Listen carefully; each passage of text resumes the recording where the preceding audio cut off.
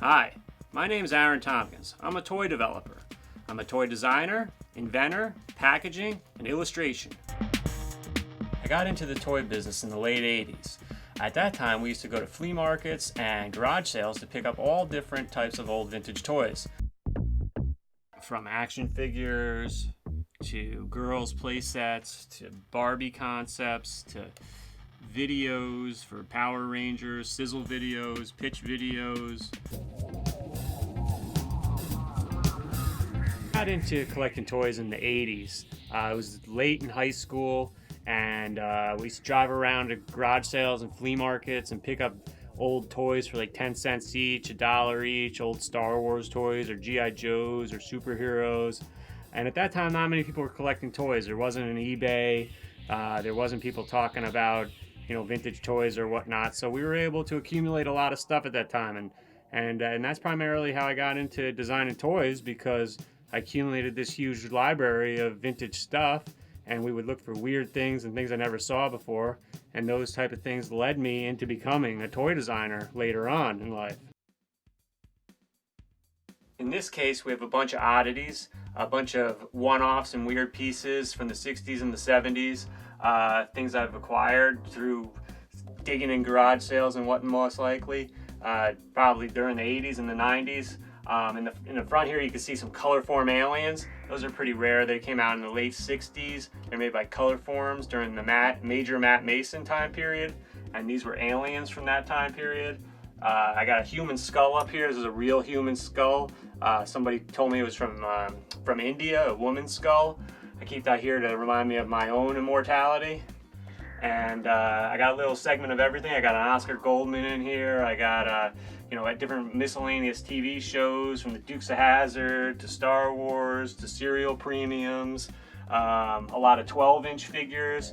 I would always collect 12-inch figures anytime I saw one.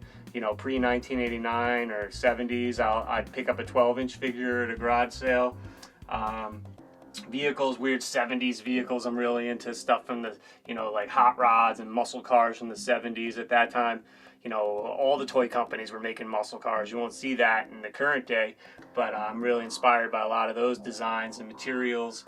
Of course, Batmobiles and Monkey Mobiles and the Green Hornet, any sort of vehicle that was from a TV show from the 70s or the 60s. And also really enjoy looking at those. I actually have some of my own figures in here. We made a line of toys called the Swear Bears, and I have some of the action figures in here and some of the prototypes from that line. And just a little slice of everything. Some original sculptures from some of the toy companies, some carded stuff from the 70s. Just a little bite of everything. So it can give you a full meal of visuals. This is one of my favorite items. This is the Great Garloo, and it's from the 60s. It's big plastic. In the 60s, there was a lot of different robots and monsters, and this one's probably early 60s, mid 60s, and it's one of my, it's probably the best item I do have. And I aspire to get the Big Lou one day, but I'm very satisfied owning this Great Garloo. One of the first things I started collecting was Kiss stuff. And in this case here, you could see some Kiss bubblegum cards. That was the first item that I actually got. I was 15 years old, and I got it at a flea market, I believe, for $5 sealed. And nowadays you don't find this type of stuff around, but they were all the Kiss collector cards. And I got a box of those, and then I eventually got the figures and a few lunch boxes, bubblegum cards, 8-tracks, and I have about 20 or 30 Kiss records. So Kiss was pretty much the first thing that I started collecting. Here we have some large Star Wars figures from the 70s.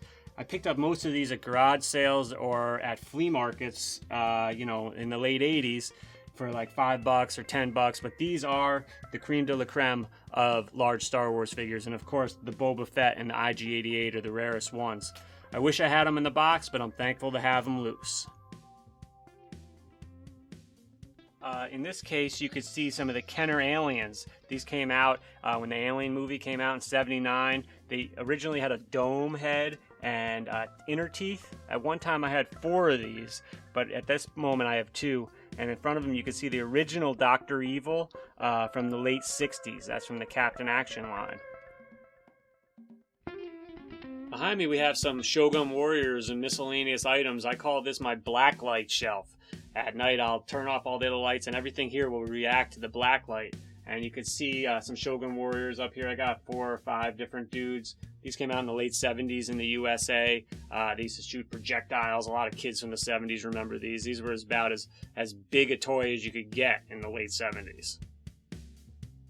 A lot of people ask me, how can you get involved with collecting? How can you start from the ground up and build a collection? Well, in today's day and age, there's eBay. Well, that's a lot of competition.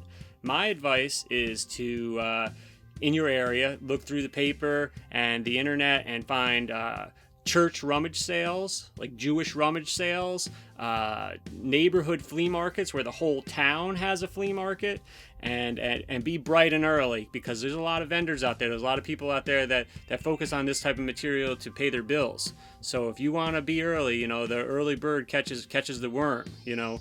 That's my advice, is just to hit the ground running. I wouldn't go towards eBay personally, just because you're going to have a lot of competition.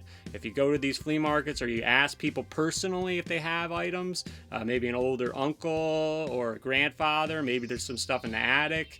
You know, it's all about being the Magnum PI. You got to do your research, you got to search it down and find alternative ways to find the stuff that everyone else isn't. Thanks for visiting my toy room. If you want to find out more about my work, you can visit my website, which is www.toedesign.com.